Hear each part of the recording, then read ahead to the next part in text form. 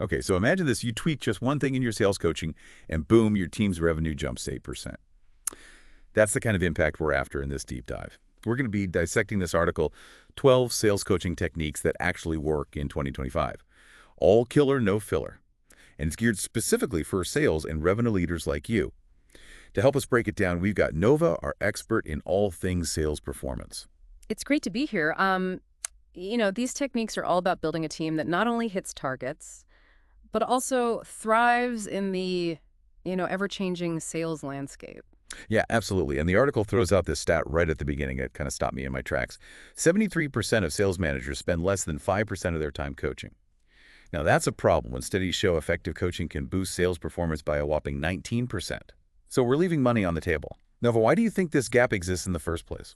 I think it often boils down to competing priorities. Managers are juggling so many tasks, hitting their own quotas to administrative duties. And so coaching sometimes gets pushed to the back burner. Makes sense. So the article kicks off with a technique that feels almost too basic to even mention. But it's clearly foundational. Building trust and rapport. Why is this so crucial for sales leaders? Well, think about it. When your team trusts you, they're more likely to open up about their challenges, share their wins, and ask for help without feeling judged. You know that vulnerability is essential for growth. The article even points out that sales teams with strong empathy see up to a 19% improvement in sales performance. So empathy goes hand in hand with building trust. What are some concrete things sales leaders can do to actually cultivate that trust with their teams? Active listening is a game changer. Data shows that 69% of employees feel more engaged when their managers are good listeners. But it's not just about hearing what your reps are saying. It's about really understanding their perspective, their motivations, and what might be holding them back. Right, so rather than just nodding along, waiting to jump in with your own thoughts, you're really trying to get into the headspace of your rep. Exactly. Another crucial piece is consistency. If you promise feedback on a presentation by Friday, make sure it happens. When your actions match your words, it demonstrates reliability and reinforces that sense of trust. And when that trust is there, reps are more likely to buy into your coaching, implement your suggestions, and ultimately that leads to better performance. That makes perfect sense. The article then moves into setting SMART goals: specific, measurable, achievable, relevant, and time-bound. We've all heard this acronym before. Why is it still so relevant in 2025? Well, because it works. Think about it. Vague goals like increase sales, don't provide any guidance. SMART goals offer clarity, direction, and a sense of ownership for your reps. It's no surprise that 89% of sales reps are more likely to achieve their goals when they're clearly defined in this way. Can you give us an example of how a sales leader can translate a broad goal into something smart? Absolutely. Instead of saying boost product X sales, a SMART goal could be increase product X sales by 15% in Q1 by targeting 3 new customer segments with tailored value propositions. That's so much clearer. Gives the rep an actual roadmap to follow. Now, all this trust building and goal setting needs a framework for consistent communication, right? The article strongly advocates for regular one-on-one meetings. These meetings are where the magic happens. It's dedicated time for personalized coaching, addressing individual needs and celebrating successes. Not just another meeting on a packed calendar, but a space for meaningful connection. And the data backs this up. Regular one-on-ones lead to a 19% improvement in sales performance. But how can sales leaders make sure these meetings are productive and not just a quick check-in? Well, it's about being intentional with the time. Think about setting a clear agenda beforehand. And then active listening is crucial here. Really hear what your reps are saying, both verbally and non-verbally. So taking notes, paying attention to their body language, really being present in that moment. What about giving feedback during these one-on-ones? Feedback should always be specific and actionable, tied to their goals and framed constructively. So instead of saying your presentations need work, offer something like, in your last presentation, you didn't highlight the time-saving benefits of our product enough. Let's work on incorporating that more strongly next time. It's about giving them clear steps they can take, not just pointing out flaws. Now we've got this strong foundation of trust, SMART goals, and regular one-on-ones. What's next on the article's list of game-changing techniques? This is where things get exciting. We're moving into the realm of technology and how it can supercharge your coaching efforts in 2025. Think platforms that deliver real-time insights, automate tasks, and personalize the coaching experience. We're talking about tools like Meet Record, which records and transcribes sales calls, and SalesLoft, which offers AI-powered coaching insights and data analytics. These aren't just flashy add-ons, they're changing the game. Imagine being able to analyze a sales call, pinpoint areas for improvement, and provide highly specific feedback to your rep, all within minutes of the call ending. That's the power of these tools. And it's not just about feedback, we're talking data-driven decisions. Mhm. We can use the analytics from these platforms to identify trends, track progress, see what's working and what's not. And then use that knowledge to fine-tune your coaching strategies, adjust your sales processes, Yeah. and ultimately help your reps achieve better results.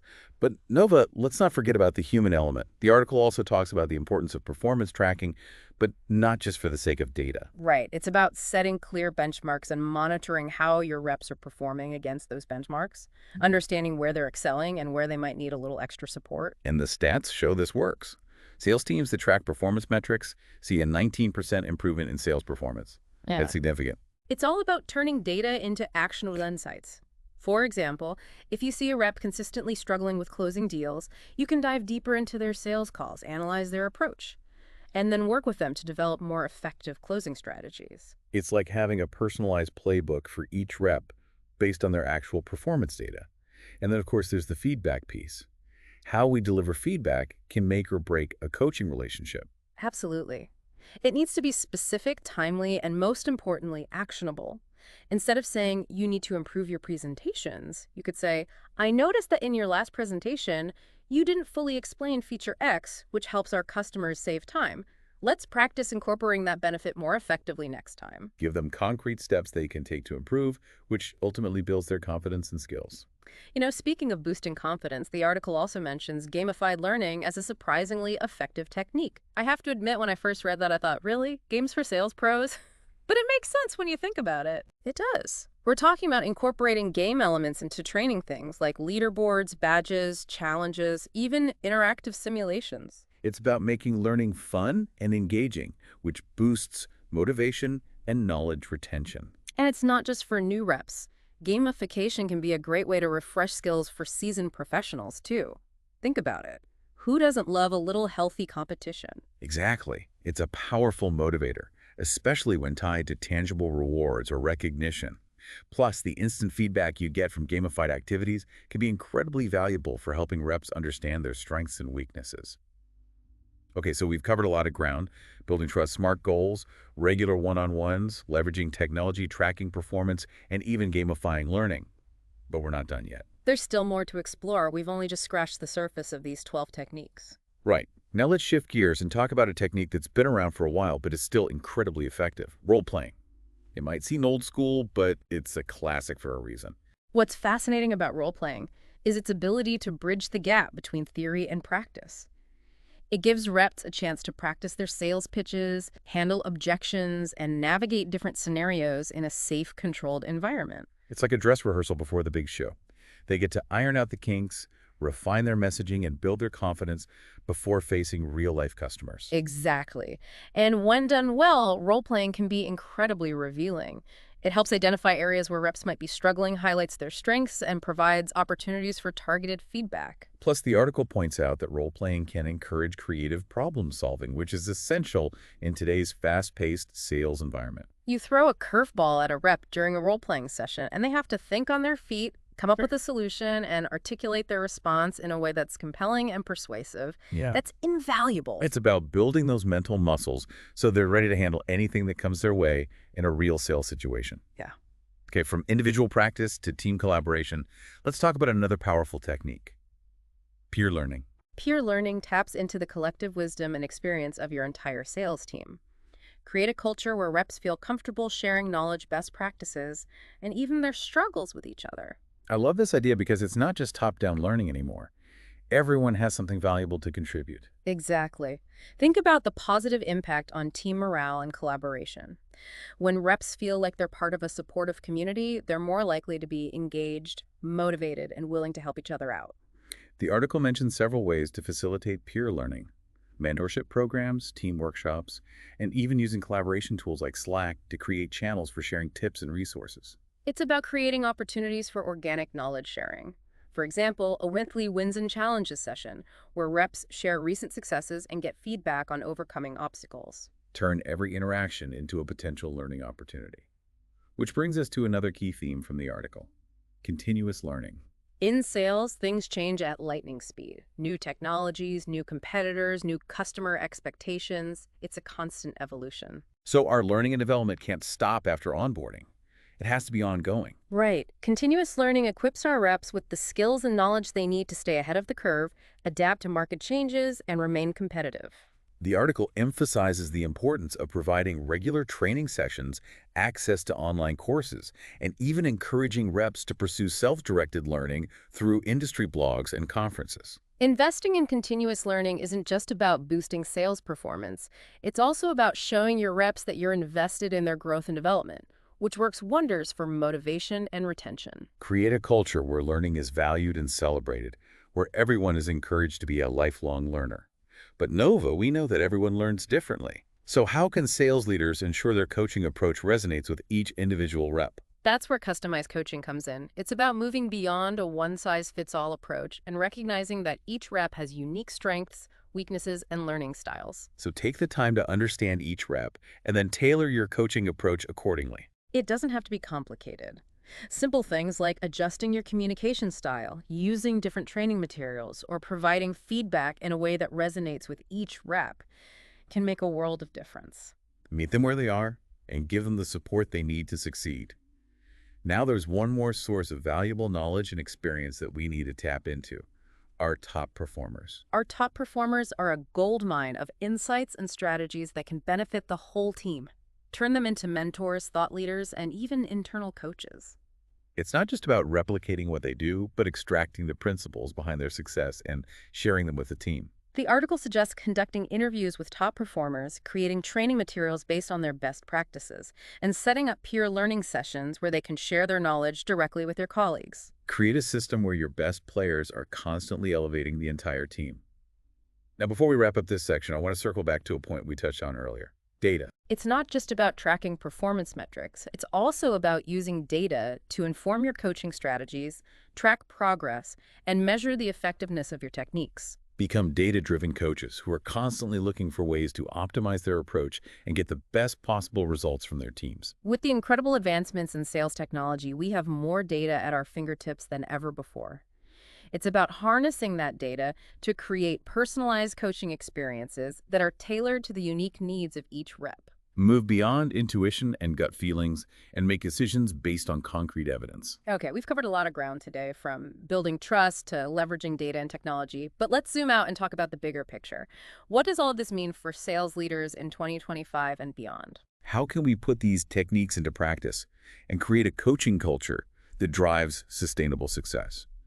We'll explore those questions in the final part of our deep dive. We've explored some really powerful sales coaching techniques, from the fundamentals of building trust to leveraging data and technology. But Nova, what does this all mean for sales leaders? Like, how do we actually create a high-performing sales team that consistently crushes its targets? That's a great question, and the answer, like most things in leadership, is that there's no magic bullet. Yeah. It's about taking a holistic approach to coaching and weaving these techniques into the very fabric of your sales culture. So it's not enough to just say, okay, team, we're going to start doing role-playing every Friday. It needs to be more deeply ingrained than that. Absolutely. It's about creating an environment where continuous learning, feedback, and development are not just encouraged, but expected. A culture where reps feel empowered to take ownership of their growth and are supported every step of the way. So where do we start? If a sales leader listening to this is feeling maybe a bit overwhelmed and wondering, okay, what's my first step? What would you tell them? Start with the foundation: building trust and rapport with your team. Remember that stat we talked about? 73% of sales managers spend less than 5% of their time coaching. Change that, make coaching a priority. Schedule those one-on-ones. Really listen to your reps. Show them that you care about their success, not just their numbers. Yeah, and then start incorporating some of the techniques we've discussed. Maybe experiment with a gamified learning platform, or try using a tool like Meet Record to analyze sales calls and provide more targeted feedback. Pick one or two things that resonate with you and your team and start small. It's about building momentum and creating a culture where coaching is seen as an investment, not a chore. And remember, this is a journey, not a destination. The sales landscape is constantly evolving, so our coaching approaches need to evolve too. Be open to new ideas, experiment. And don't be afraid to adjust your approach as needed. The most important thing is to create a coaching culture that empowers your reps to be the best versions of themselves. At the end of the day, a high-performing sales team is a team of individuals who are constantly learning, growing, and pushing themselves to achieve new heights. And that's what makes this such an exciting time to be in sales leadership. We have the tools, the technology, and the insights to create truly remarkable teams. So, to our listeners out there, I challenge you to take one thing you've learned from this deep dive and put it into practice this week. Maybe it's scheduling a one-on-one with a rep who's been struggling, or experimenting with a new role-playing scenario. Or maybe it's simply taking a few minutes to reflect on your own coaching approach and how you can make it even more effective. Even small changes can have a ripple effect, and when it comes to building a high-performing sales team, every little bit counts. That wraps up another deep dive. Thanks for joining us. We'll see you next time for another fascinating exploration of the world of business and innovation.